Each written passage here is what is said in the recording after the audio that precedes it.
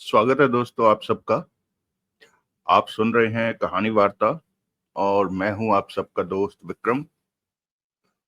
दोस्तों आज हम एक नई कहानी शुरू करने जा रहे हैं, यू टर्न। ये भी देवराज चांद सीरीज होने वाली है और जैसा मैंने कहा था हम सबसे पहले देवराज चांद सीरीज ही कवर करेंगे। हालांकि मेरी कोशिश होगी कि मैं साथ साथ दूसरी सीरीज भी लाऊं।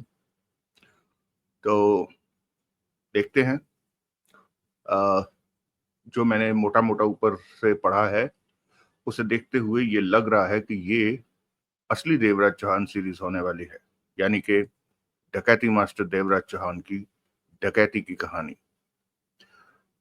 आप लोगों से रिक्वेस्ट है कि आप हमारे चैनल को सब्सक्राइब करिए, शेयर भी कीजिए और अपना विचार हमारे साथ शेयर जरूर कीजिए एक प्यारा सा कमेंट करके। आप में से कुछ साथियों ने हमें कमेंट किए हैं, उसके लिए आपका बहुत बहुत धन्यवाद। तो चलिए ज्यादा देर ना लगाते हुए शुरू करते हैं यू टर्न पार्ट 1। कल कहते हुए देवराज चांद ने कलाई पर बंधी घड़ी पर निगाह मारी। इस वक्त हम डकैती करने में व्यस्त होंगे।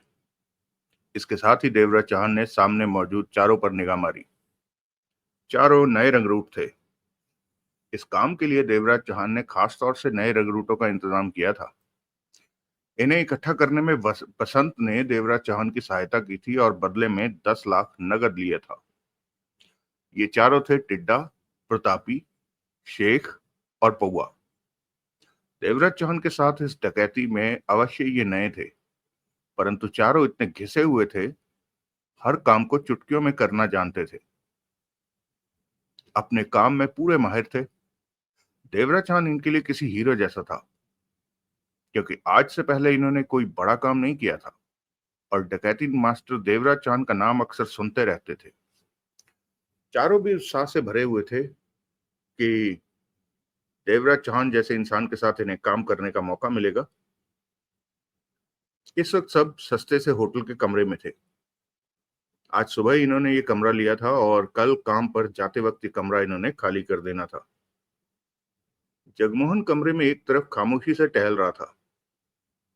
उसके हाथ में माचिस की तिल्ली थी, जिसे वो कभी कभार जिससे वो कभी कभार दांत कुरेदने लगता, तो कभी कमरे की खुली खिड़की पर खड़ा होकर बाहर देखने लगता। सामने ही सड़क थी और वहां से निकलने वाले ट्रैफिक का मध्यम सा शोर कमरे के भीतर तक आ रहा था।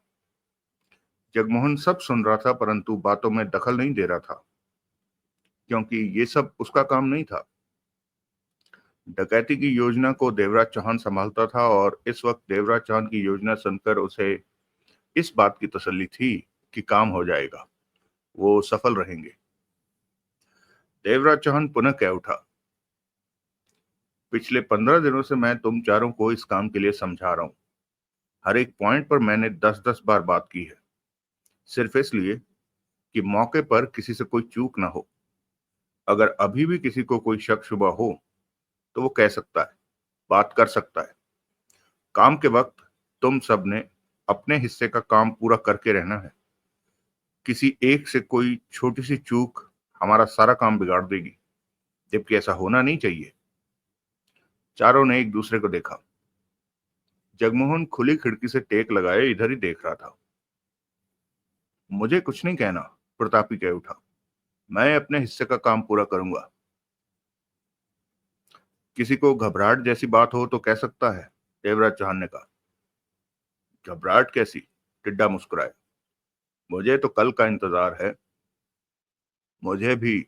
शेख के चेहरे पर दृढ़ता थी। देवराज चौहान ने पौवे को देखा। पौवा मुस्कुराया देवराज चौहान को देखकर। क्या कहना चाहता है तू? देवराज चौहान ने शांत स्वर में कहा। काम वैसा ही होगा जैसा तुम चाहते हो, पौवा बोला। समस्या कहाँ है तुझे? मैं अपने काम की बात तेरे से एक बार फिर करना चाहता हूँ, पौवे ने कहा। बोल। तुमने बताया कि ये मामला 60 करोड़ की दौलत का है। हाँ। उस बैंक से 60 करोड़ की दौलत को दूसरे बैंक में पहुंचाया जाना है और वो सारी दौलत हजार हजार की गड्डियों में होगी और वो कुल 6000 गड्डियां होंगी, 60 करोड़ रुपए के रूप में। देवराज चांद ने सहमति से सिर हिलाया। तुम्हारा प्लान जानदार है। इस काम के लिए इससे बढ़िया प्लान नहीं बन सकता। हम आसानी से 60 करोड़ से भरी बैंक वैन लूट सकते हैं। तुम्हारा प्लान ही ऐसा है। मान गया मैं तुम्हें। आज मुझे समझ आ गई कि काम करने से पहले प्लानिंग कितना महत्व रखती है। लोग असफल इसलिए होते हैं कि ठीक से प्लानिंग नहीं करते। तुम जो कहना चाहते हो वो कहो। खामोश खड़ा जगमोहन कह उठा। कौवे ने जगमोहन की तरफ देखा। जो बात तारीफ करने लायक हो उसकी तारीफ अवश्य करनी चाहिए। आगे बोल। जगमोहन पुनः बोला। कौवे ने देवराज चांद को देखकर कहा, हमें कितना मिलेगा? 60 में 30 हमारा। जगमोहन कह उठा। बाकी का 30 तुम चारों का। 30 क्यों? हम 6 हैं। सबको 10-10 मिलना चाहिए। कौवे ने कहा। तुम अभी देवराज चांद के प्लान की तारीफ कर रहे थे। जगमोहन ने व्यंग से कहा। हाँ तो प्लान हमारा। डकैती कहाँ करनी है ये हमने तय किया। भाग दौड़ हमने की। सब कुछ हमारा लगा। तुम्हें तो शुक्र करना चाहिए कि हमने तुम्हें इस काम में लिया। जगमोहन ने तीखे स्वर में कहा। मैं सच में शुक्रगुजार हूं कि ये सारी हम पहले ही ये सारी हम में पहले ही हो चुकी है। देवराज चांद कह उठा। अब ये बात नहीं होनी चाहिए। वो तो मैं यूं ही एक बार फिर तुम्हें ये बात याद दिलाना चाहता था कि तुमने हम चारों को 30 करोड़ देने को कहा है। तुम हम चारों को 7.5 करोड़ दोगे, ये बात भूलना मत। क्या तुम्हें शक है कि ऐसा नहीं होगा? मैं पहले कई बार धोखा खा चुका हूं, इसलिए मेरे काम में मेरी तरफ से धोखा नहीं होता। देवराज चांद बोला। निश्चिंत होकर काम करो। बलवंत ने यही कहा था कि तुम पर पूरी तरह भरोसा किया जा सकता है। पौवे ने सिर हिलाकर कहा। मैं इस बात को लेकर बहुत खुश हूं कि कल शाम के बाद मुझे 7.5 करोड़ मिल जाएंगे। देवराज चांद ने जगमोहन से कहा। तुम यहाँ रहकर वक्त बर्बाद मत करो। जो काम तुम्हारे हवाले है उन्हें पूरा कर दो। जाता हूं। जगमोहन ने कहा और दरवाजे की तरफ बढ़ गया। वहां से मैं बंगले पर जाऊंगा। 2 घंटे बाद तुम्हें वहीं मिलूंगा। वहां ना मिला तो फोन पर बात कर लेना। जगमोहन दरवाजा खोलकर बाहर निकल गया। देवराज चांद ने चारों पर निगाह मारकर कहा। तो अब तुम चारों काम के लिए तैयार हो? एकदम। शेख मुस्कुराया। तुमने हमें काम के लिए बढ़िया ढंग से ट्रेन किया है। हर बात बढ़िया ढंग से कही है। कहीं भी चूक होने का सवाल ही पैदा नहीं होता। देवराज चौहान ने सिर हिलाते हुए सिगरेट सुलगा ली। टिड्डा 40 बरस का सांवले रंग और लंबे बालों वाला व्यक्ति था। गाल धसे हुए थे, परंतु आंखों में अजीब सी चमक रहती थी। चाकूबाजी में माहिर था। 2 बार जेल जा चुका था। वो चोर था। चूंकि पाइपों के सहारे फुर्ती से 5वीं 8वीं 10वीं मंजिल तक पहुंच जाता था, तो उसे जानने वाला हर कोई टिड्डा नाम से बुलाता था। परंतु वो कोई बड़ा काम करना चाहता था और अब उसे मौका मिल गया था। शेख ड्रग सप्लायर था, लेकिन इन दिनों उसका धंधा ठप हो चुका था। उसे तो इस बात की चैन थी कि जेल जाते जाते बचा। पुलिस ने उसका बुरा हाल कर दिया था। पैसे की सख्त जरूरत थी उसे। 7.5 करोड़ मिलने पर उसके बिगड़े सारे काम संवर जाते। वो ये काम हर हाल में करना चाहता था। प्रतापी 4 साल की जेल काटकर महीना भर पहले ही बाहर निकला था। एक बार लूट के वक्त जब सामने वाले ने विरोध किया तो प्रतापी ने उसकी टांग पर चाकू मार दिया। लेकिन उसने प्रतापी का चाकू ही छीन कर उसे पकड़ लिया और तब तक नहीं छोड़ा जब तक पुलिस ना आ गई। तब 4 साल की जेल हो गई थी उसे। वो अब चाहता था कि ये काम करके 7.5 करोड़ हाथ में आ जाए तो वो चैन से बाकी की जिंदगी बिताएगा। पौवा खतरनाक इंसान था। चोरी, लूट, छीना झपटी, हर तरह का काम कर चुका था, लेकिन कभी भी पेट भर कर पैसा उसके हाथ नहीं लगा। अब वो 7.5 करोड़ हर हाल में पा लेना चाहता था। इस वक्त उसे पैसे की सख्त जरूरत भी थी। उसका 7 साल का भतीजा गंभीर बीमारी से पीड़ित था। उसे ठीक करने के लिए 15 लाख रुपए की जरूरत थी। पौवे के मन में था कि पैसा आते ही सबसे पहले भतीजे का इलाज कराएगा। चारों खतरनाक थे। देवराज चौहान ने कश लिया और सबको देखकर कहा, अगर तुम लोग चाहो तो मैं सारी योजना एक बार फिर दोहरा सकता हूं। रहने दो, शेख बोला। सब कुछ इतनी बार सुन चुके हैं कि इसके अलावा दिमाग में कुछ और है ही नहीं। हाँ हाँ, पौवा मुस्कुराया। तुमने ठीक कहा। ये चारों नए रंगरूट इस सिलसिले में थे कि बड़ा काम ये पहली बार करने जा रहे थे। यही वजह थी कि इनमें उत्साह कूट कूट कर भरा पड़ा था। 7.5 करोड़ कम नहीं होते, ये जानते थे। तुम्हारी एक बात मुझे पसंद नहीं आई, टिड्डा कह उठा। क्या? देवराज चांद ने उसे देखा। खाली रिवॉल्वरों को लेकर काम करना। मैं अपने काम में किसी तरह का खून खराबा नहीं करना चाहता। आज तक मेरे द्वारा की गई डकैती में कोई निर्दोष नहीं मारा गया। मैं पैसा पाने के लिए किसी की जान नहीं लेता। खाली रिवॉल्वर से डरा कर तुम उन लोगों पर कब्जा करोगे, लेकिन हम मुसीबत में पड़ सकते हैं। बाजी पलट गई तो वो अपने हथियार हम पर तान देंगे। ऐसा कुछ हुआ तो हालातों को संभालना तुम लोगों का काम होगा। देवराज चौहान, प्रतापी कह उठा, तुम हमें भरी रिवॉल्वर दो, हम वादा करते हैं कि गोली नहीं चलाएंगे। नहीं चलाओगे? देवराज चौहान मुस्कुराया। नहीं, पक्का, प्रॉमिस। जब गोली चलानी ही नहीं है तो रिवॉल्वर भरी हो या खाली क्या फर्क पड़ता है? देवराज चांद ने कहा। ये क्या कह रहे हो? रिवॉल्वर लोडेड हमारे हाथ में होगी तो हमें हौसला होगा कि तुम ये क्या सोचते हो कि खाली रिवॉल्वर तुम्हारे हाथ में है? ये सोचो ही मत। क्यों ना सोचें? जब खाली रिवॉल्वर हाथ में होगी तो खाली रिवॉल्वर लेकर ही ये काम किया जाएगा, देवराज चौहान ने पक्के स्वर में कहा। तुमने पहले कभी किया है इस तरह काम? टिड्डा ने पूछा। नहीं, तो इस बार क्यों? क्योंकि तुम लोग पहली बार मेरे साथ मिलकर बड़ा काम करने जा रहे हो। कभी भी जरा सी भी गड़बड़ होने पर कोई भी घबराकर गोली चला सकता है। जहां गोली चल जाए वहां काम हो पाना असंभव हो जाता है। ये तुम लोगों का वहम है कि खाली रिवॉल्वर लेकर काम नहीं किया जा सकता। तुम जानते हो कि रिवॉल्वर खाली है, परंतु सामने वाला तो नहीं जानता कि रिवॉल्वर खाली है। उसे तो अपनी जान प्यारी होगी। ठीक कहा, शेख ने सिर हिलाया। अपने में विश्वास हो तो खाली रिवॉल्वर से ही दुनिया को जीता जा सकता है। टिड्डा ने गहरी सांस ली। ये नहीं मानेगा। प्रतापी ने टिड्डा को देखा। मुझे तो पहले ही पता था। तो फिर तुमने बात शुरू क्यों की? प्रतापी मुस्कुराया। कोशिश की थी मैंने तो, नहीं सफल हुई तो ना सही। तभी देवराज चौहान का मोबाइल बजा। हेलो। देवराज चौहान ने बात की। मैं बसंत। कहो। मेरे दिवालिया आदमी कैसे हैं? कोई आदमी बदलना चाहते हो तो कहो। सब ठीक है। काम हो जाएगा। हो जाएगा। मुझे नहीं बताओगे कि तुम क्या करने जा रहे? तुम्हें 10 लाख तुम्हारी मेहनत के मिल गए हैं। इसके बाद तुम्हें सब बातें भूल जानी चाहिए, देवराज चौहान बोला। मैंने तो यूं ही कहा था। बुरा मत मानना, दोबारा नहीं पूछूंगा। इस तरह खामखा मुझे फोन भी मत करना। तुम्हारा काम खत्म तो मेरे से बात खत्म। कहने के साथ देवराज चौहान ने फोन बंद करके जेब में रखा और बोला, किसी को काम के बारे में कोई बात नहीं करनी? चारों ने एक दूसरे को देखा। नहीं, पौवा कह उठा। तो मैं अब जाऊंगा। जरूरत पड़ने पर मुझे फोन कर लेना। कोई भी खामखा कमरे से बाहर ना निकले और सिर्फ काम के बारे में सोचो जो हम कल करने जा रहे हैं।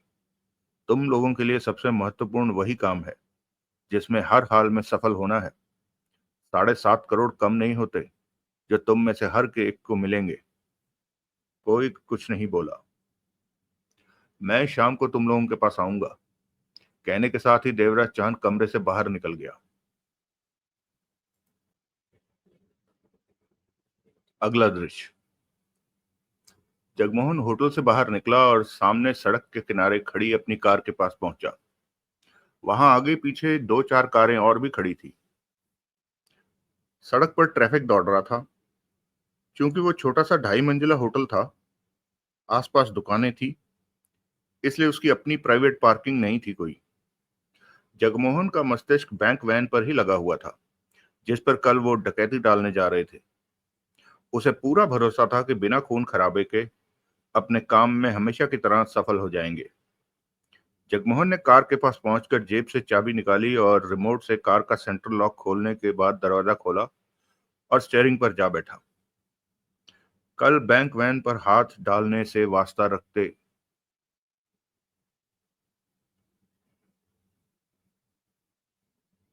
एक मिनट दोस्तों।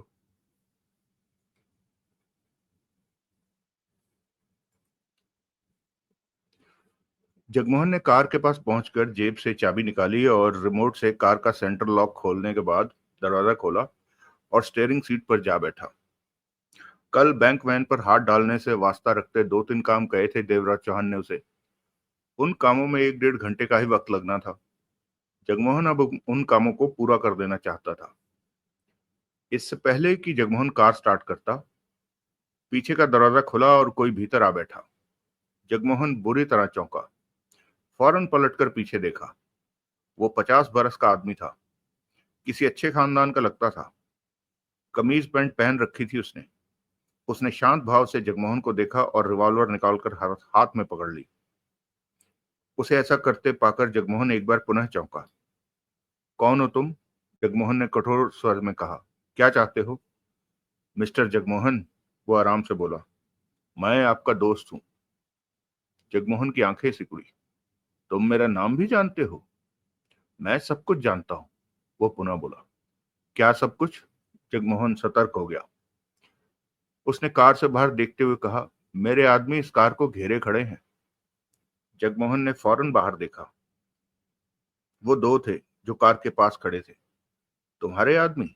जगमोहन ने पुनः उसे देखा। हथियार बंद हैं वो। निशाना भी अच्छा है उनका। रिवॉल्वर उनकी जेब में है, जो कि पलों में उनके हाथों में आ जाएंगी। जगमोहन के माथे पर बल नजर आने लगे। कौन हो तुम? मैं तुम्हारी कार में बैठकर बात नहीं करना चाहता। देवराज चौहान कभी भी बाहर आ सकता है। जगमोहन ने मन ही मन गहरी सांस ली। तो ये सच में सब कुछ जानता है? इसे पता है कि देवराज चौहान भी भीतर होटल में है। तो क्या इसे ये भी पता है कि उनके 4 लोग भी भीतर हैं और वे सब उनके साथ कल बैंक वैन डकैती करने जा रहे हैं? मैं समझ नहीं पाया कि तुम आखिर कार से निकलो, वो शांत स्वर में कह उठा। क्या मतलब? कार से निकलो और अगली कार से आगे मारुति वैन खड़ी है, सफेद रंग की। काले शीशे हैं उसके। उसमें बैठकर बात करेंगे। उस तक पहुंचने तक अगर तुमने कोई शरारत की तो मार दिए जाओगे मिस्टर जगमोहन। जगमोहन के होंठ भिज गए। वो सीट पर सीधा हुआ, फिर कार का दरवाजा खोला और बाहर निकलकर कार का दरवाजा बंद कर दिया। उसी क्षण बाहर मौजूद दोनों व्यक्तियों ने उसे अपने घेरे में ले लिया। जगमोहन ने दोनों को गहरी निगाहों से देखा। चलो, एक बोला। वो सामने सफेद वैन। जगमोहन चल पड़ा। सब कुछ अजीब सा लग रहा था उसे। वो समझ नहीं पा रहा था कि आखिर ये लोग कौन हैं और उन्हें उनके यहाँ होने की खबर कैसे लग गई। वो वैन के पास जा पहुंचे। तभी वैन का साइड का दरवाजा खुला। जगमोहन ने भीतर देखा। एक आदमी वैन की ड्राइविंग सीट पर बैठा था। वो सतर्क नजर आया। तभी उसके कानों में कठोर आवाज पड़ी, अंदर चलो। जगमोहन ने वैन में प्रवेश किया और सीट पर बैठ गया। उसे टेलीस्कोप लगी गन वहां पड़ी दिखी। वो दोनों भीतर आए तो पीछे से वो व्यक्ति भी भीतर आ गया जो उसकी कार में आ बैठा था। वैन का दरवाजा बंद हो गया। एक अन्य व्यक्ति भी कार में आ बैठा। जगमोहन ने अपनी कार की तरफ नजर घुमाई। सड़क पर दौड़ते ट्रैफिक को देखा। फिर उस छोटे से होटल की तरफ देखा जिसके भीतर अभी भी देवराज चौहान था। अपनी हालत को लेकर वो भारी उलझन में था। फिर जगमोहन की निगाह वैन में मौजूद उन चारों के चेहरों पर दौड़ने लगी। तुम्हारे पास कौन कौन सा हथियार है मिस्टर जगमोहन? उस व्यक्ति ने पूछा।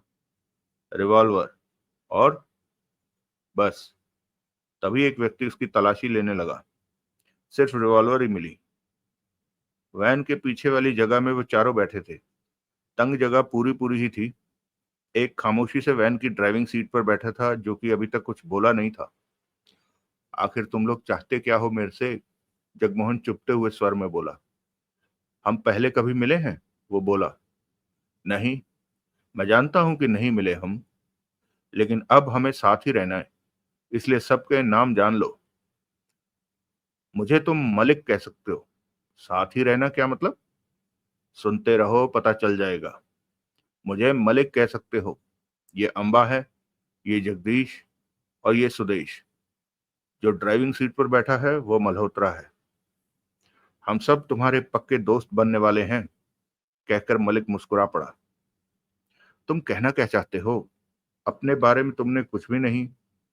मेरे बारे में जानने की जरूरत ही क्या है? मुझे पकड़ा क्यों है? क्योंकि तभी ड्राइविंग सीट पर बैठा मल्होत्रा बोला। देवराज चौहान बाहर आ गया।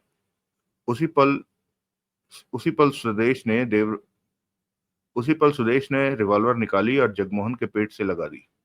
ये क्या कर रहे हो? खामोश रहो। सुदेश गुर्रा उठा। मलिक ने टेलीस्कोप वाली गन उठाई। उस पर साइलेंसर भी लगा था। जगमोहन बेचैन दिखा। तुम लोग क्या करना चाहते हो? जगमोहन ने उसके हाथ में थमी गन देखकर व्याकुलता से पूछा। तब तक मलिक 2 इंच भर कार का शीशा एक तरफ सरका चुका था। गन की नाल उसने खिड़की पर रख दी और पोजीशन लेकर टेलीस्कोप में देखने लगा। जगमोहन ने सूखे होठों पर जीभ फेरी। वो तेज स्वर में बोला, ये तुम क्या करने जा रहे हो? आवाज नीची रख। सुदेश दांत भींचकर गुर्राया। लेकिन ये क्या? चुप साले। जगमोहन ने होंठ भींच लिए। बाहर देखा। उसे देवराज चौहान दिखा, जो कि होटल से बाहर निकलकर सीधा इसी तरफ आ रहा था। जगमोहन जानता था कि वो अपनी कार के पास आ रहा है, परंतु जब जब उसे उसकी कार को वो वहीं खड़ी देखेगा परंतु जब उसकी कार को वो वहीं खड़ी देखेगा तो उसे उलझन हो जाएगी कि मैं कहां गया। मलिक की निगाह टेलीस्कोप पर थी और उंगली ट्रिगर पर। देवराज चौहान को मत मारना। जगमोहन का स्वर कांप उठा। मिस्टर जग देवराज चौहान को मारना मत। जगमोहन का स्वर कांप उठा। मिस्टर जगमोहन। मलिक उसी मुद्रा में बोला। टेलीस्कोप भी क्या कमाल की चीज है। इतने दूर के इंसान को इस तरह पास दिखाने लगती है कि लगता है जैसे हाथ बढ़ाकर उसे छुआ जा सकता है। मुझे देवराज चौहान का दिल भी साफ साफ नजर आ रहा है और खोपड़ी भी। भगवान के लिए। जगमोहन का स्वर भय से सूखा था। उस पर गोली मत चलाना। डकैती मास्टर देवराज चौहान। इसका नाम सुनते ही लोग सतर्क हो जाते हैं। अंडरवर्ल्ड में नाम है देवराज चौहान का। पुलिस इसे कब से पकड़ना चाहती है। मैं जानता हूं कि देवराज चौहान को पकड़ने का जिम्मा इंस्पेक्टर वानखेड़े का है। वो तो खुश हो जाएगा जब उसे पता चलेगा कि देवराज चौहान की छुट्टी हो गई है। प्लीज। जगमोहन ने कहते हुए मलिक पर झपटना चाहा। इसी पर अंबा का जोरदार घूंसा उसके चेहरे पर पड़ा। जगमोहन के होठों से चीख निकल गई। वो पीड़ा से छटपटा उठा। वैन में जगह न होने के कारण वो फंसा बैठा था। हिलने की स्थिति में जरा भी नहीं था। साले तू मरेगा क्या?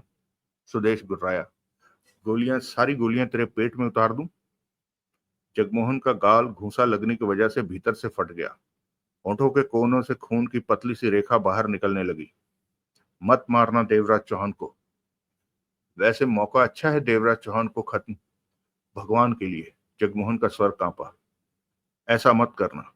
वो तेरा क्या लगता है? मलिक टेलीस्कोप पर आंख लगाए बोला। भाई, दोस्त, सब कुछ तो वही है मेरा। उसके अलावा मेरा कोई नहीं। जगमोहन का स्वर भर्रा उठा। तेरा परिवार नहीं है। माँ बाप नहीं है। तेरे भाई बहन नहीं है। तभी देवराज चौहान तेरा सब कुछ है। हाँ। वो मर गया तो तेरे को बहुत दुख होगा। मलिक शांत स्वर में बोला। ऐसी बातें मत करो। मेरा दिल कांप उठता है। तुम ये गन हटा लो। जगमोहन की आवाज में कंपन था।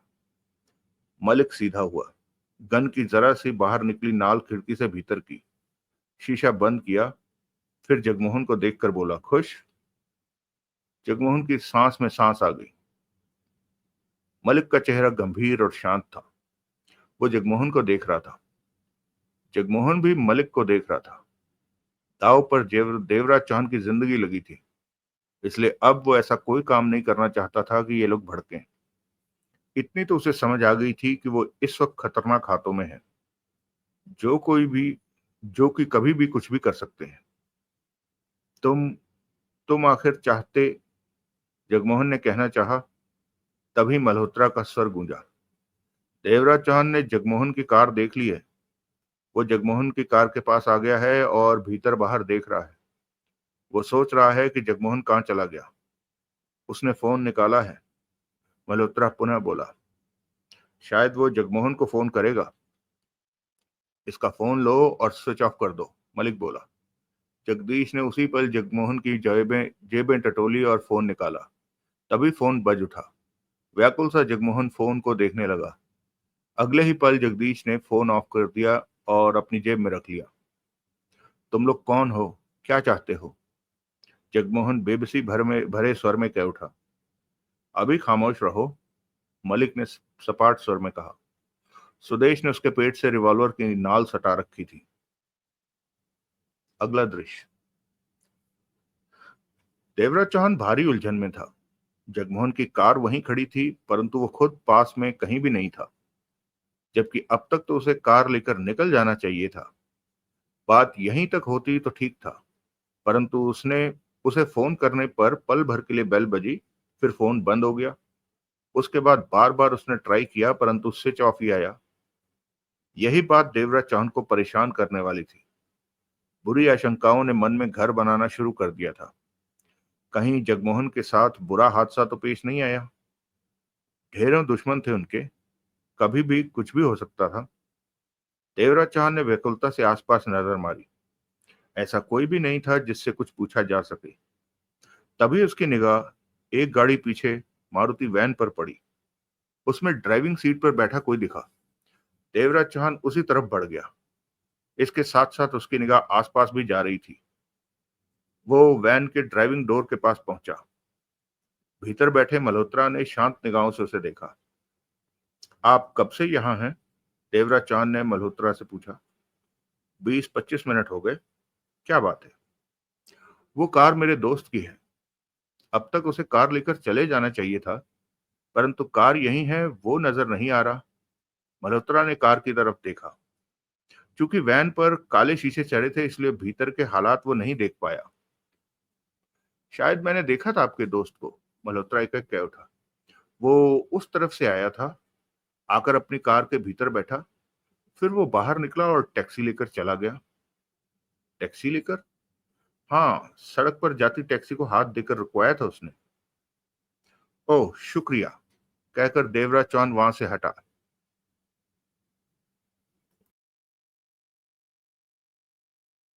ओह, शुक्रिया, कहकर देवराज चौहान वहां से हटा और पुनः जगमोहन की कार के पास जा पहुंचा।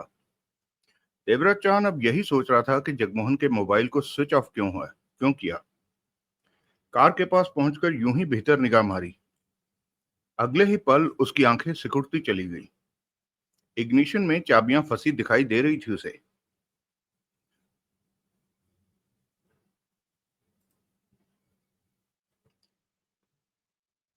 कितनी अजीब बात थी कि कार को छोड़कर जगमोहन टैक्सी में गया, चाबियां कार में छोड़ गया। कहीं कार खराब तो नहीं हो गई? देवराज चौहान ने कार का दरवाजा खोलकर भीतर बैठा और कार स्टार्ट की। वो एक ही बार में स्टार्ट हो गई। कार को उसने थोड़ा आगे पीछे किया। कार ठीक थी। देवराज चौहान ने कार का इंजन बंद किया। खतरे की घंटी उसके मस्तिष्क में बज उठी। कुछ तो गड़बड़ है। होंठ भींचे देवराज चौहान कार से बाहर निकला। पुनः हर तरफ निगाह मारी। सब ठीक था। ऐसा कुछ भी नहीं था जिसे देखकर उसकी सोचों को बढ़ावा मिलता। आखिर मामला क्या है? तभी देवराज चौहान के माथे पर बल पड़े। जिस वैन के ड्राइवर ने बताया था कि जगमोहन टैक्सी लेकर गया है, वो वैन अब नहीं थी वहां। देवराज चौहान वैन की तलाश में नजरें दौड़ाने लगा, परंतु वैन कहीं भी दिखाई नहीं दी। जाने क्यों देवराज चौहान को महसूस हुआ कि उस वैन के ड्राइवर ने ही उससे गलत कहा था और गड़बड़ करने वाला वही हो सकता था। परंतु ये सब तो सोचे थी। जो भी हालात थे, वो ठीक नहीं थे। देवराज चौहान को टिड्डा, प्रतापी, शेख और पौवे का ध्यान आया, जो कि होटल में मौजूद थे। अगर जगमोहन पर कोई खतरा आ सकता है, तो उन पर भी आ सकता है, परंतु अभी कुछ भी पक्का नहीं था। क्या पता जगमोहन किसी वजह से कार छोड़ गया हो और टैक्सी पर गया हो। परंतु इन हालातों में देवराज चौहान कोई खतरा मोल लेना नहीं चाहता था। बैंक वैन डकैती की पूरी तैयारी हो चुकी थी। वो चारों उसी के भरोसे थे। और 15 दिनों से दिन रात मेहनत कर रहे थे। डकैती टाली नहीं जा सकती थी। वैसे भी डकैती में ज्यादा वक्त नहीं लगना था। देवराज चांद ने जेब से मोबाइल निकाला और शेख का नंबर मिलाया। हेलो। शेख की आवाज कानों में पड़ी। तुम चारों इसी वक्त ये होटल छोड़ दो। देवराज चौहान की नजरें आसपास दौड़ रही थी। क्यों? शेख का हैरानी भरा स्वर कानों में पड़ा। जो कहा है वही करो। बाहर निकलने के लिए होटल का पीछे का दरवाजा इस्तेमाल करना। सतर्कता बरतना। कहीं और ठिकाना बनाओ। ये देख लेना कि कोई पीछा ना हो। मुझे फोन पर बता देना कि तुम लोग कहाँ हो। शाम को मिलूंगा। कोई खतरा है? अभी कुछ पता नहीं। जो कहा है वही करो, कहकर देवराज चांद ने फोन बंद किया। सब ठीक लग रहा था देवराज चांद को, परंतु कार में चाबी लगी मिलना, जगमोहन के फोन का स्विच ऑफ होना, ये दोनों बातें उसके मन में बार बार उठ रही थी कि कहीं जगमोहन के साथ कुछ हुआ तो नहीं। उसके बाद देवराज चांद अपनी कार में बैठा और आगे बढ़ गया। अगला दृश्य। देवराज चौहान जब मल्होत्रा से पूछ कर गया तो पीछे मौजूद मलिक ने कहा, निकल चल, अब हमारा यहाँ रुकना ठीक नहीं। मल्होत्रा ने उसी पल वैन स्टार्ट की और आगे बढ़ाकर सड़क पर जाते ट्रैफिक में शामिल हो गया। सुदेश ने अभी तक जगमोहन के पेट से रिवॉल्वर लगा रखी थी। हमें यहीं उतार दे, अंबा बोला। मल्होत्रा ने फौरन वैन की रफ्तार सड़क पर ही बेहद कम कर दी। अंबा और जगदीश वैन से बाहर निकल गए। मलिक ने दरवाजा बंद किया। उसके जाने के बाद वैन में जगह बन गई। वैन की रफ्तार अब तेज हो गई थी। सुदेश जगमोहन से रिवॉल्वर हटाता कठोर स्वर में कह उठा, कोई हरकत मत करना, वरना तेरे को चीर फाड़ कर खा जाऊंगा। इसके हाथ पीछे करके बांध दो। मल्होत्रा वैन चलाता हुआ बोला, डोरी सीट के नीचे ही पड़ी है। सुदेश ने ऐसा ही किया। जगमोहन के हाथ पीछे करके बांध दिए गए। आखिर तुम लोग चाहते क्या हो? जगमोहन थके स्वर में कह उठा, कुछ पता तो चले। तुमने देखा कि हम देवराज चौहान को कितनी आसानी से शूट कर सकते थे, मलिक बोला। जगमोहन ने सहमति में सिर हिलाया। परंतु हमने ऐसा नहीं किया क्योंकि तुम उसे जिंदा देखना चाहते हो, मलिक ने कहा। जगमोहन ने होंठ भींच लिए। हो सकता है तुम सोच रहे हो कि एक बार तो देवराज चांद को हमने ढूंढ लिया, परंतु अब नहीं ढूंढ सकोगे। मैं ऐसा कुछ नहीं सोच रहा, जगमोहन ने कहा। तुम बहुत कुछ सोच रहे हो, जिसमें दो बातें खास है। पहली ये कि हम चाहते क्या हैं। दूसरी ये कि तुम हमारे हाथों से कैसे बचकर भाग सकोगे।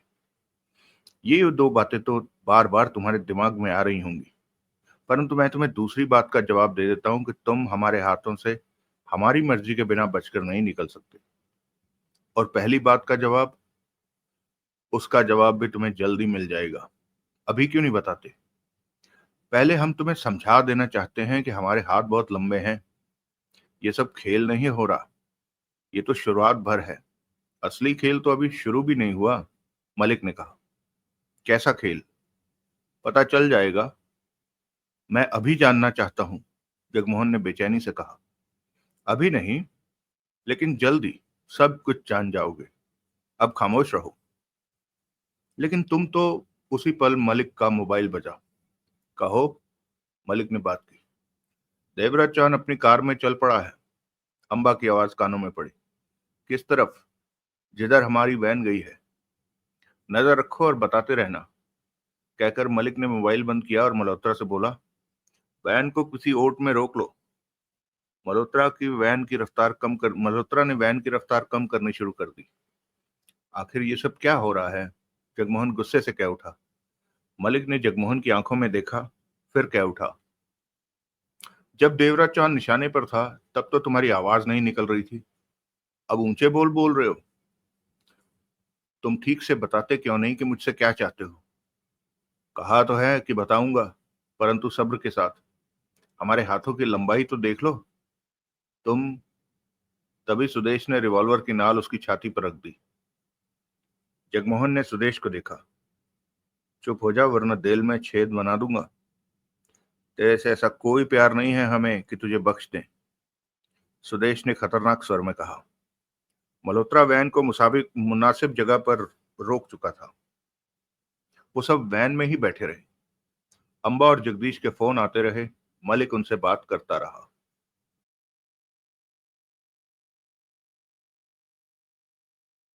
अगला दृश्य। जगमोहन के हाथ पीछे की तरफ सख्ती से बंधे हुए थे। वो सीट पर बैठा परेशान अंदाज में कभी मलिक को देखता तो कभी सुदेश को। मल्होत्रा उसकी पीठ के पीछे ड्राइविंग सीट पर था। वो तभी नजर आता जब थोड़ी सी गर्दन घुमाकर पीछे की तरफ देखता था। सुदेश ने रिवॉल्वर अपने हाथ में पकड़ी हुई थी। अभी अभी वैन एक बाजार में दुकानों के सामने रुकी थी। जगदीश का फोन आया मलिक को। कहो, तुम लोग ठीक जगह रुके हो। देवराज चांद ठीक सामने वाली दुकान के भीतर है। मलिक ने फोन बंद करके जेब में रखा और एक तरफ रखी टेलीस्कोप लगी गन उठाई। जगमोहन ने सूखे होंठों पर जीभ फेरी। मलिक ने सामने वाले वैन डोर का काला शीशा थोड़ा सा सरकाया और गन की नाल वहां रखकर अटका दी। फिर जगमोहन को देखकर टेलीस्कोप पर आंख लगा दी। क्या करने जा रहे हो तुम? जगमोहन बेचैन था। उधर देख, जिधर गन का मुंह है। ठीक सामने दुकान में। मलिक ने टेलीस्कोप पर आंख लगाए कहा। जगमोहन ने उधर देखा। दुकान के भीतर काले शीशों के बाहर स्पष्ट नजर आ रहा था। अगले ही पल जगमोहन की आंखें फैल गई। दुकान के भीतर देवराज चांद खड़ा नजर आ रहा था। जगमोहन समझ गया कि जो काम देवराज चांद ने उसे करने को कहे थे, उन कामों को वो स्वयं कर रहा है। इस दुकान में उसके मौजूद होने का यही मतलब था। इससे जगमोहन को यह भी समझ में आ गया कि देवराज चांद को उसके साथ कोई गड़बड़ होने का एहसास हो चुका था। तभी वो उसके हिस्सों के काम पूरा करने में लगा हुआ है। यानी कि कल डकैती तो होगी ही। तुम क्या करने जा रहे हो? जगमोहन ने तेज स्वर में कहा। उस पर गोली मत चलाना। मैं सोच रहा हूं कि शिकार इतने करीब है कि टेलीस्कोप की जरूरत ही नहीं। मलिक बोला। भगवान के लिए ये सब मत करो। गन हटा लो। निशाना बहुत बढ़िया लगेगा। मलिक टेलीस्कोप पर आंख लगाए बोला। जगमोहन ने बंधे हाथों से मलिक पर झपटना चाहा। सुदेश तैयार बैठा था। उसने फौरन उसके पेट से रिवॉल्वर लगाई और गुर्राया। वहीं रह, वरना देवराज चांद से पहले तू मरेगा। जगमोहन होंठ भींचकर ठिठक गया। अब वो जल्दी सी दुकान से निकलेगा। मलिक टेलीस्कोप पर आंख लगाए बोल रहा था। तुम ये सब क्यों कर रहे हो? गन हटा लो। मलिक ने टेलीस्कोप से आंख हटाकर जगमोहन को देखा। ना मारूं? नहीं, जगमोहन कह उठा। लेकिन मैं तुम्हारी बात क्यों मानूं? मलिक ने चेहरे पर गंभीरता लाई। तुम अगर मुझसे कोई काम लेना चाहते हो तो वो मैं करूंगा। इतनी जल्दी मान गए? काम सुने बिना ही मान गए? मलिक ने गंभीरता से कहा। देवराज चौहान को मत मारना। तुम जो कहोगे मैं वही करूंगा। गन हटा लूं? हाँ।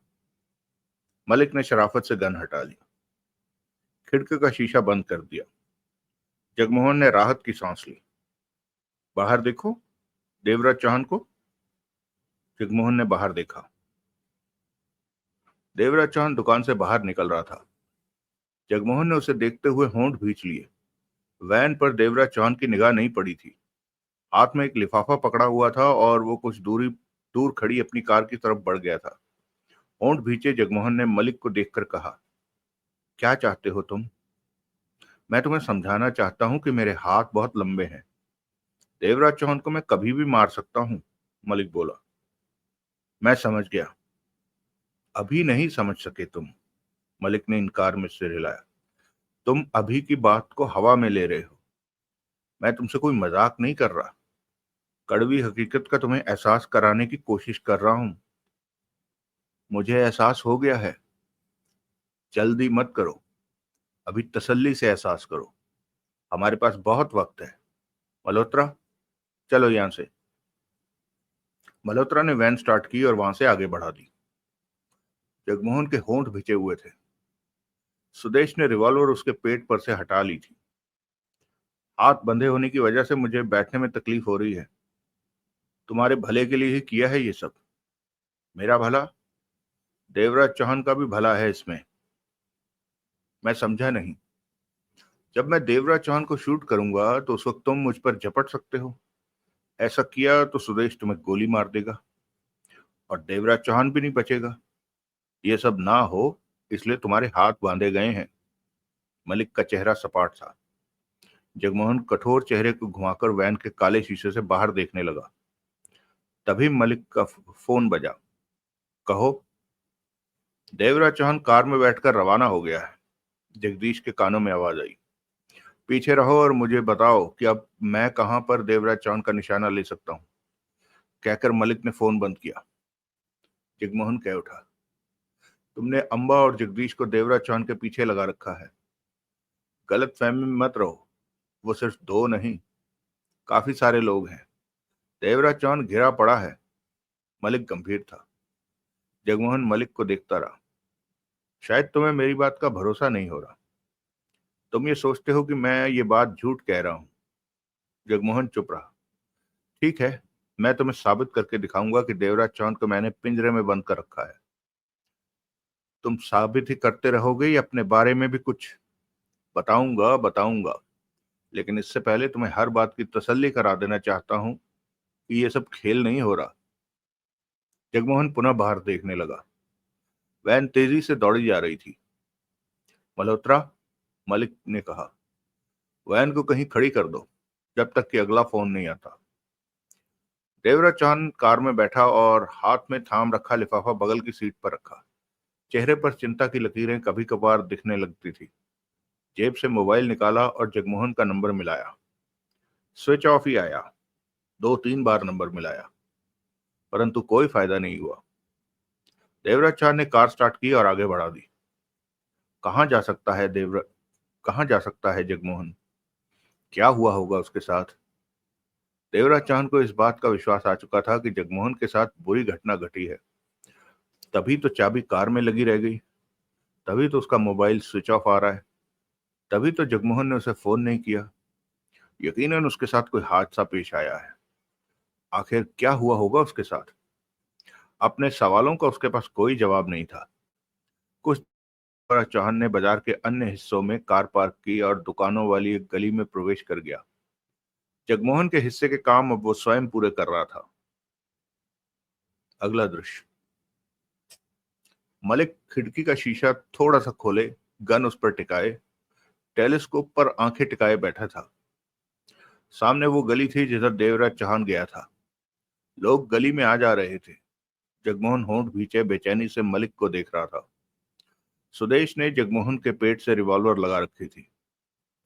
मल्होत्रा वैन की स्टीयरिंग सीट पर सतर्क अंदाज में बैठा था। तुम आखिर करना क्या चाहते हो?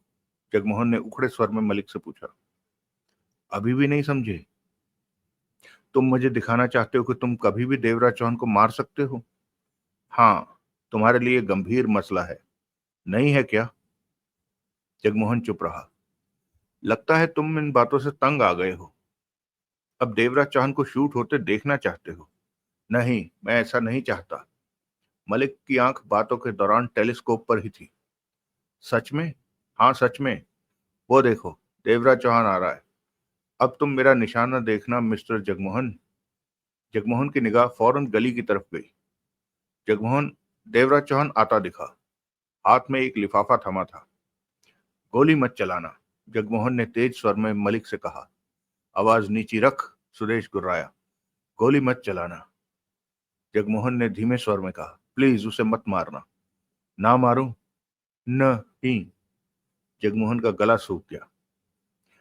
मलिक ने टेलीस्कोप पर से आंख हटाई और जगमोहन को देखकर बोला, ठीक है, तेरी बात मानी। देवराज चौहान को शूट नहीं करता। इसके बाद मलिक ने गन भीतर की और खिड़की का जरा खुले से शीशे को बंद कर दिया। जगमोहन की निगाह देवराज चौहान पर थी, जो कि गली से बाहर निकलकर आगे को जा रहा था और वैन से 5 कदम की दूरी से निकला था। सुदेश ने जगमोहन के पेट से रिवॉल्वर सटा रखी थी। जगमोहन होंठ भींचे चिंता भरी आंखों से देवराज चौहान को जाते देख रहा था। मलिक ने सिगरेट सुलगाकर कश लिया और बोला, सिगरेट लोगे मिस्टर जगमोहन? नहीं। जगमोहन ने बेचैनी से मलिक को देखा।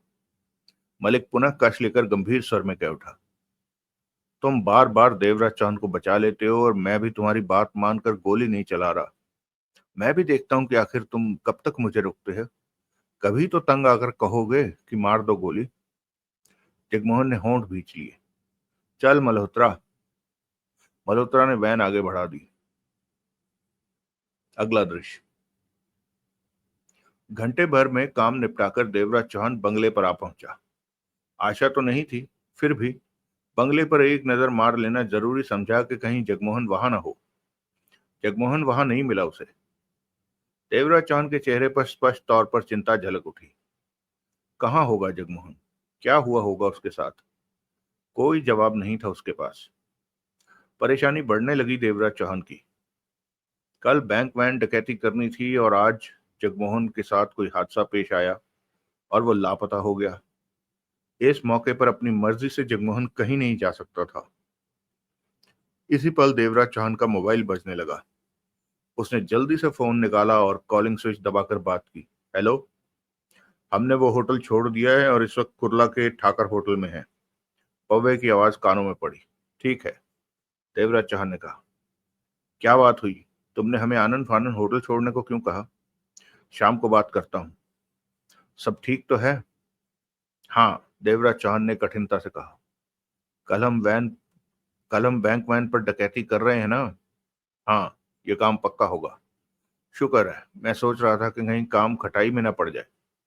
सब ठीक है, शाम को मिलूंगा, कहकर देवराज चांद ने फोन बंद करके जेब में रखा।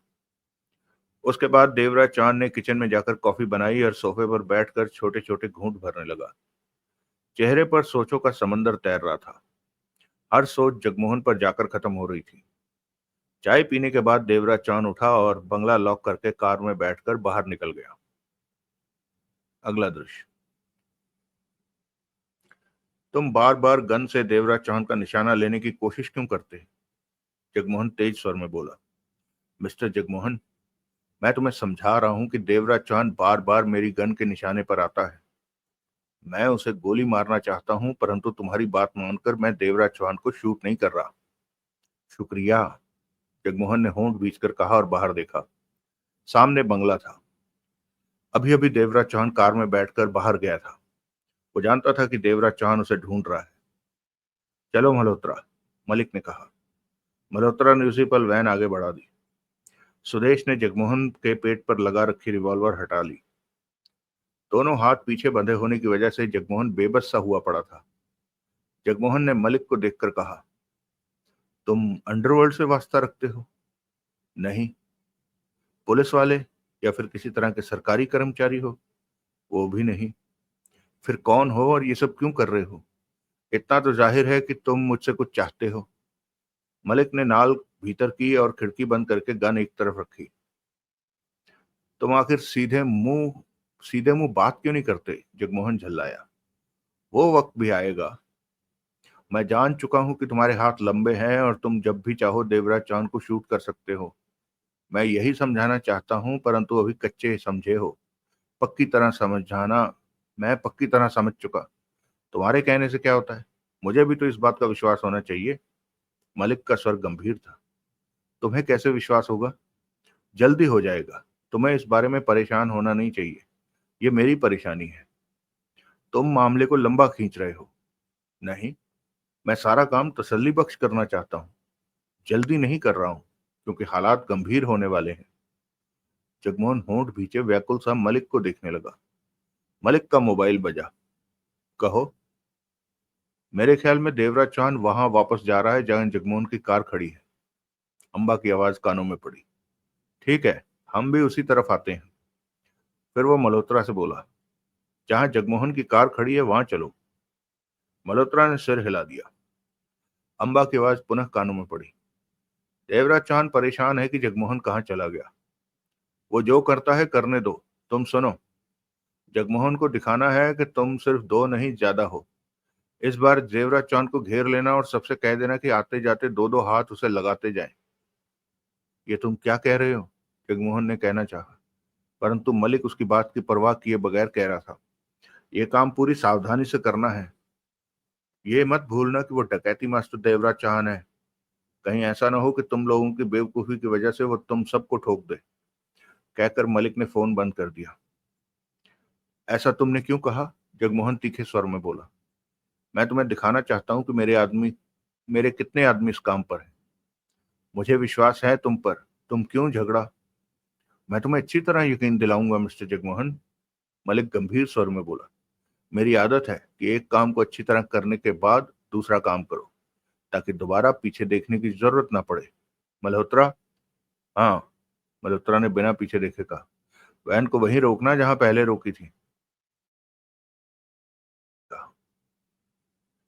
अगला दृश्य। देवराज चौहान ने कार रोकी और बाहर निकलकर सामने खड़ी जगमोहन की कार के पास पहुंचा। चाबी अभी तक कार में लटक रही थी। कुछ पल देवराज चौहान होंठ भींचे कार को देखता रहा, फिर दरवाजा खोला और सिर को भीतर करके कार के भीतर नजरें दौड़ाने लगा कि जगमोहन की गुमशुदगी के बारे में कोई नई बात पता चल सके। कार के भीतर, सीटों के नीचे, हर जगह देवराज चौहान ने नजर घुमाई, परंतु ऐसा कुछ भी नहीं दिखा जिससे जगमोहन की गुमशुदगी पर प्रकाश डालता हो। कोई नई बात पता नहीं चली। देवराज चौहान अभी कार के भीतर ही झुका हुआ था कि तभी एक कार आई और कार के खुले दरवाजे से जा लगी। दरवाजे का सत्यानाश हो गया और उससे टकराने वाली कार रुक चुकी थी। देखते ही देखते कार के दरवाजे खुले और 5-6 आदमी भीतर से निकले और देवराज चौहान पर झपट पड़े। देवराज चौहान को कुछ समझने का मौका नहीं मिला। गलती तेरी थी जो तूने कार का दरवाजा खुला रखा, एक कह उठा। मारो साले को। वो कहने के दौरान एक दो हाथ भी जमाए जा रहा था। 5-7 और आ गए। उन्होंने भी एक एक दो दो हाथ ठोके। देवराज चौहान समझ नहीं पाया कि अचानक ये क्या हो गया उसके साथ। फिर सबके हाथ रुके। सबने घेर रखा था देवराज चौहान को। दोबारा नजर आया तो छोड़ेंगे नहीं। सीधा आजा साले। फिर जिस तरह आए थे वो उसी तरह अपने रास्ते चलते बने। देवराज चौहान हैरान परेशान सा खड़ा रह गया वहां पर।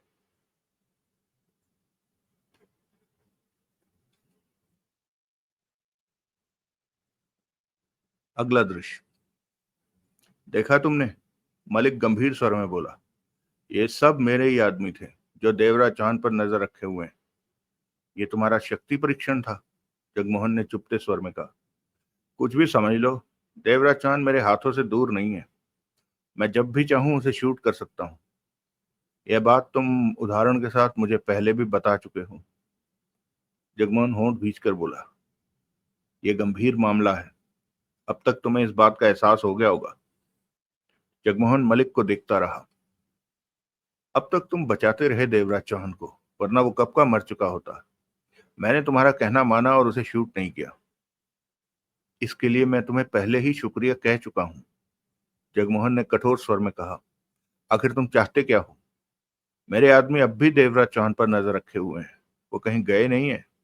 जाने का दिखावा उन्होंने अवश्य किया है। जानता हूं। कहकर जगमोहन ने नजरें घुमाई तो देवराज चौहान को अभी भी कार के पास ही खड़े पाया। जगमोहन का दिल कर रहा था जैसे उड़कर देवराज चौहान के पास पहुंच जाए, परंतु ये ख्याल सिर्फ ख्याल बनकर ही रह गया। फिलहाल तो यहां से आजाद होने की उसकी कोई आशा नहीं थी। मल्होत्रा। मलिक गंभीर स्वर में बोला। चलो अब। मल्होत्रा ने वैन स्टार्ट की और आगे बढ़ा दी। मलिक ने सिगरेट सुलगाई। हम कहाँ जा रहे हैं? जगमोहन ने पूछा। सुदेश, इसकी आंखों पर काली पट्टी चढ़ा दे। सुदेश ने रिवॉल्वर एक तरफ रखी और जेब से 2 इंच चौड़ी इलास्टिक में फंसी काली पट्टी निकाली और आंखों पर चढ़ा दी। अब जगमोहन को दिखाई देना बंद हो गया था। कितनी देर का सफर है? जगमोहन ने पूछा। 1 घंटा। मेरे हाथ खोल दो। खामोश रहो। बंधे हाथों से बैठने में मुझे परेशानी हो रही है। मैंने तुम्हारे कहने पर देवराज चांद को शूट नहीं किया, वरना मौके बहुत थे मेरे पास। तुम हो ही गवाह इस बारे में। वैसे मेरा एक फोन देवराज चांद को मौत की नींद सुला सकता है। मैंने तुमसे क्या गलत कहा जो तुम्हें ये कहना पड़ा? जगमोहन बोला। खामोश हो जाओ। कुछ देर बाद तुम्हें बोलने का पूरा मौका मिलेगा, मलिक ने कहा। अगला दृश्य। 1.25 घंटे बाद सफर खत्म हुआ। उसकी बांह पकड़कर कार से उतारने के बाद ले जाया गया। एक कमरे में पहुंचकर जगमोहन की आंखों की पट्टी हटा दी गई। पट्टी हटने के बाद जगमोहन ने कमरे का नजारा किया। सुदेश पास में खड़ा था। उसका हाथ जेब में था। मलिक कहाँ है? तुम इसी कमरे में रहोगे, सुदेश कठोर स्वर में बोला। बाहर निकलने की कोशिश बेकार होगी। मलिक साहब ने कहा है कि तुम्हें अच्छी तरह से बता दूं कि अगर तुम फरार हुए तो उसी वक्त देवराज चांद को शूट कर दिया जाएगा। जगमोहन ने मन ही मन गहरी सांस ली। घटिया लोग हो तुम सब, जगमोहन बोला। हम बहुत ही घटिया हैं, ये बात हमेशा अपने दिमाग में रखना, सुदेश कठोर स्वर में बोला। ये कौन सी जगह है? तुमने कैसे सोच लिया कि मैं ये बता दूंगा? मैं मलिक से मिलना चाहता हूँ। मलिक साहब जब ठीक समझेंगे आ जाएंगे। यहाँ पर तुम कोई गलती मत कर देना। कहने के साथ ही सुदेश बाहर चल पड़ा। जगमोहन कमरे में खड़ा नजरें दौड़ाता रहा। आराम करने के लिए कमरे में बेड था, बैठने के लिए कुर्सियां थी, लेकिन जगमोहन जानता था कि वो फंस चुका है। चाहकर भी भाग नहीं सकता, क्योंकि उसे पहले ही सतर्क कर दिया गया था कि वो भागा तो उधर देवराज चांद को शूट कर दिया जाएगा। जगमोहन ने गहरी सांस ली और कुर्सी पर जा बैठा। हालातों के बारे में सोचने लगा। सब कुछ ठीक चल रहा था, फिर अचानक ही ये सब क्या हो गया? एकाएक ही सब कुछ बदल गया था। देवराज चौहान उसके लिए बहुत ज्यादा परेशान हो रहा होगा। अगला दृश्य। देवराज चौहान हैरान परेशान सा जगमोहन की कार के पास से हटा और अपनी कार की तरफ बढ़ गया। अचानक इकट्ठा होने वाले लोगों ने उस पर हाथ जरूर बरसाए थे, परंतु हल्के ढंग से उसे पीटा गया था। अब तक तो उसे उस ठुकाई का एहसास भी मिट चुका था, परंतु जो हुआ उस पर हैरान अवश्य था वो। जाने क्यों उद्देश्य के तहत उसकी ठुकाई की गई, परंतु ये सब उसका ख्याल था। देवराज चौहान अपनी कार में बैठा और कार दौड़ा दी। जगमोहन के बारे में चिंतित हो रहा था वो। कहाँ होगा जगमोहन? देवराज चौहान ने पुनः फोन निकालकर जगमोहन का नंबर मिलाया, लेकिन कानों में स्विच ऑफ होने का शब्द ही पड़े।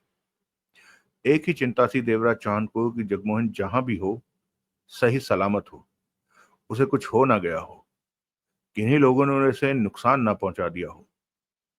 देवराज चौहान कुरला पहुंचा।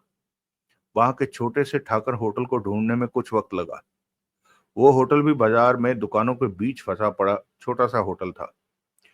उसके स्टोर जैसे रिसेप्शन पर जाकर प्रतापी शेख के बारे में पूछा तो उसे बताया गया कि वो लोग पहली मंजिल के 12वें कमरे में हैं। देवराज चौहान सीढ़ियां चढ़कर 12वें नंबर कमरे में पहुंचा। टिड्डा ने दरवाजा खोला। देवराज चौहान को सामने पाकर खुश हुआ। देवराज चौहान के भीतर आने पर उसने दरवाजा बंद किया तो सामने बैठा प्रतापी कह उठा, तुमने हमें होटल बदलने को क्यों कहा? उसे चैन से बैठने तो दो, चाय कॉफी मंगवा, शेख बोला। पौवे ने कमरे से बाहर मुंह निकालकर ऊंचे स्वर में कहा, सुनना। हाँ। स्टोर जैसे रिसेप्शन में बैठे व्यक्ति की आवाज आई। 4-5 कॉफी भेज फटाफट। भेजता हूँ। पौवे ने सिर भीतर किया और दरवाजा बंद करके पलटा और लकड़ी की पुरानी कुर्सी पर आ बैठा। देवराज चौहान बैठ चुका था और उसने सिगरेट सुलगा ली थी। कुछ तो बता देवराज चौहान, टिड्डा बोला। सब ठीक तो है? हुआ क्या? हमारे कल के काम से वास्ता रखती सब बातें ठीक हैं, देवराज चौहान ने कहा। समस्या जगमोहन की है।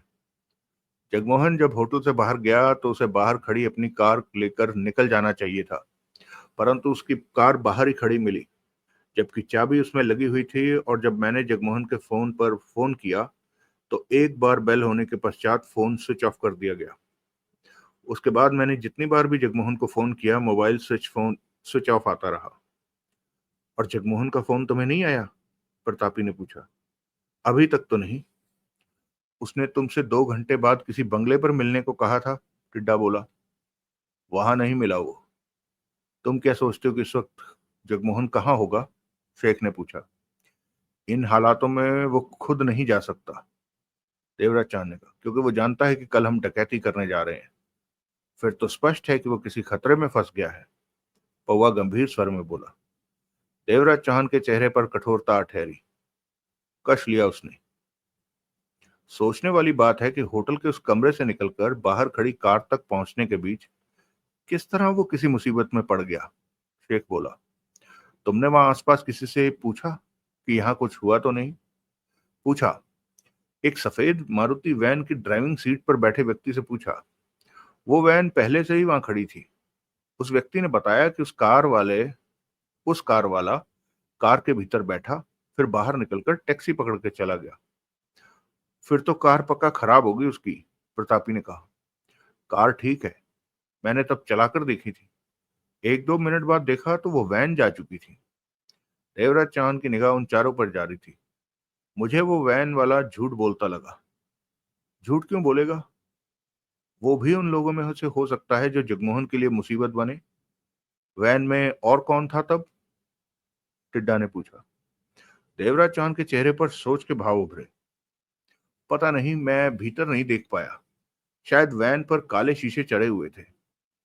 वैसे वैसे भी मेरा पूरा ध्यान जगमोहन को तलाश करने की तरफ था। मुझे उस वैन पर कोई शक भी नहीं था कि भीतर देखने की चेष्टा करता। यानी कि तब से जगमोहन की कोई खबर नहीं है। पौवा कह उठा। नहीं। तुमने कहाँ ढूंढा उसे? कहीं भी नहीं। वो कहीं नहीं जा सकता। उसे जबरदस्ती ले जाया गया है। सोचता हूं कि मेरा ख्याल गलत हो और अभी जगमोहन का फोन आ जाए। लेकिन अब शाम के 6 बज रहे हैं। फोन आना होता तो आ जाता। कुछ पल वहां खामोशी रही। अब तुम क्या करोगे? मुझे तुम लोगों की भी चिंता है। 15 दिन से इस काम के लिए तुम सबने दिन रात एक कर रखा है। इस काम को छोड़ा भी नहीं जा सकता। कल 1 बजे तक हम इस काम से फुर्सत पा लेंगे। उसके बाद जगमोहन को तलाश करूंगा। देवराज चांद ने गंभीर कठोर स्वर में कहा। वो पक्का कहीं फंस गया है। तुम्हारा कोई दुश्मन? पौवा बोला। कोई नहीं, कई दुश्मन हैं। गिनती नहीं है। जाने कितने लोग होंगे जिनके मन में मेरे लिए दुश्मनी होगी और मुझे पता भी नहीं। कोई भी मुझे या जगमोहन को नुकसान पहुंचाने की कोशिश कर सकता है। ऐसे में दुश्मन को पहचान पाना संभव नहीं। फिर तो समस्या वाली बात खड़ी हो गई, प्रतापी ने कहा। देवराज चांद ने कश लिया। देवराज चौहान, शेख कह उठा। कल काम के बाद मैं भी तुम्हारे साथ जगमोहन को तलाश करूंगा। मैं भी, टिड्डा बोला। हम चारों तुम्हारे साथ होंगे। जगमोहन जहां भी होगा उसे ढूंढ निकालेंगे, पौवा कह उठा। तब तक जगमोहन ठीक हो, प्रतापी ने चिंतित स्वर में कहा। देवराज चांद के होंठ पिच गए। जगमोहन का गायब होना ऐसे मौके पर हुआ है कि हम फौरन कुछ नहीं कर सकते। टिड्डा ने देवराज चांद को देखा। क्या तुम्हें किसी पर शक है तो बताओ। रात रात में हम काफी कुछ कर सकते हैं। मुझे किसी पर शक नहीं। मैं नहीं कह सकता कि जगमोहन से गड़बड़ करने वाला कौन होगा। अभी पूरी रात बाकी है और कल दोपहर तक का समय है हमारे पास, शेख ने कहा। हो सकता है कि सब ठीक हो और किसी कारण जगमोहन को अपना फोन बंद करना पड़ा हो। कोई वजह होगी कि उसने फोन नहीं किया। शायद रात में या सुबह तक उसका फोन आ जाए। सब ठीक ही हो। ऐसा हुआ तो इससे अच्छी बात क्या होगी, पौवे ने कहा। अब तुम्हारा क्या प्रोग्राम है? पौवे ने पूछा। मैं तुम लोगों के साथ यहीं रहूंगा और सुबह हम बैंक वैन पर हाथ डालेंगे, देवराज चौहान गंभीर स्वर में कह उठा। उसके बाद मैं जगमोहन की तलाश शुरू करूंगा। हम भी, हम चारों तुम्हारे साथ हैं। देवराज चौहान ने कश लेकर सिगरेट एस्ट्रे में डाली और फोन निकालकर नंबर मिलाया। अगले चंद पलों में वो सोहनलाल से बात कर रहा था। कैसे हो सोहनलाल? देवराज चौहान ने शांत स्वर में पूछा। एकदम बढ़िया। नानिया कैसी है? वो भी मजे में है। हम दोनों में खूब पट रही है। कल तुमसे कुछ काम है, देवराज चौहान बोला। क्या? बैंक के 5 स्टील के बंद लॉक हुए बक्सों को हाथों हाथ खोलना होगा। तो किसी काम पर हो? हाँ। तुम तैयार रहना, मैं अपना काम निपटते ही तुम्हें फोन कर दूंगा। ठीक है। काम का वक्त क्या है? 11 से 1 के बीच। मैं तैयार मिलूंगा। देवराज चांद ने फोन बंद करके जेब में रख लिया। तभी पौवा कह उठा। शाम हो चुकी है। बोतल का इंतजाम करो।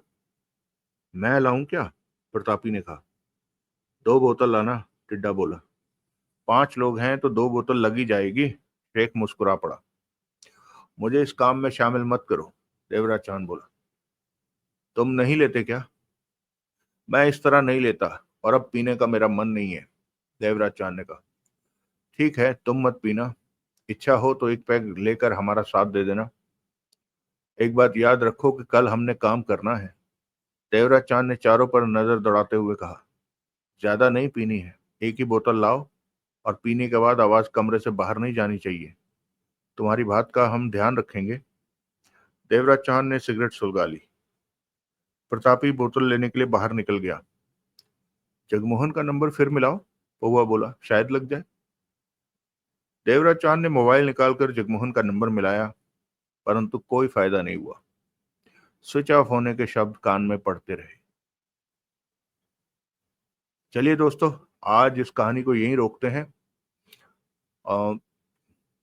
काफी इंटरेस्टिंग हो गई ये कहानी। यानी पता नहीं लग रहा है कि कौन है वो जो मलिक है। मुझे लग रहा है कि किसी, यानी वो माफिया या अंडरवर्ल्ड के लोग तो नहीं है। हो ना हो ये कोई ना कोई सरकारी एजेंसी के लोग हैं, जिस हिसाब से वो काम कर रहे हैं। यानी गुंडागर्दी करनी है, लेकिन फिर भी कायदे में करनी है। किसी आदमी को यूं ही डराना है, यानी उसको बिना कोई चोट पहुंचाए डराना है। तो ये सब तरीके जो हैं सरकारी होते हैं। डेफिनेटली कोई सरकारी आदमी है। खैर, जो भी होगा हम आगे जान जाएंगे। आज के लिए यहीं रुकते हैं। आप सब दोस्तों से एक बार फिर से रिक्वेस्ट है, हमारे चैनल को सब्सक्राइब करें, हमारे चैनल को शेयर करें दोस्तों के साथ, और अपने प्यारे प्यारे विचार हमारे साथ शेयर करें। आप सुन रहे थे कहानी वार्ता अपने दोस्त विक्रम के साथ। अगले एपिसोड में फिर मिलते हैं। जय हिंद,